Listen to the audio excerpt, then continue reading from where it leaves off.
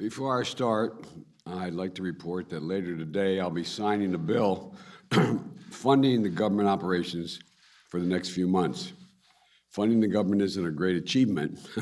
It's a bare minimum of what we need to get done. Since the end of October, the average weekly price of gasoline on the wholesale market, that's what you sell to the gas stations, has fallen around 10%.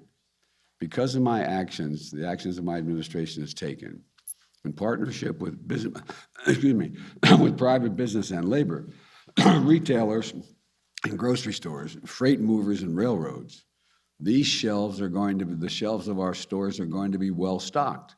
And they reported that their investments are up, shelves are well stocked, and they're ready to meet consumer demand for the holidays. Now, I said that yesterday, and then I saw a couple of your stations put on, you found some empty shelves. Mr. President.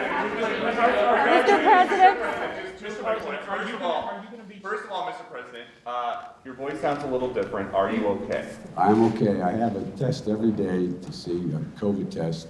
They check me for all the strands. What I have is a 1.5-year-old grandson who had a cold who likes to kiss his pop.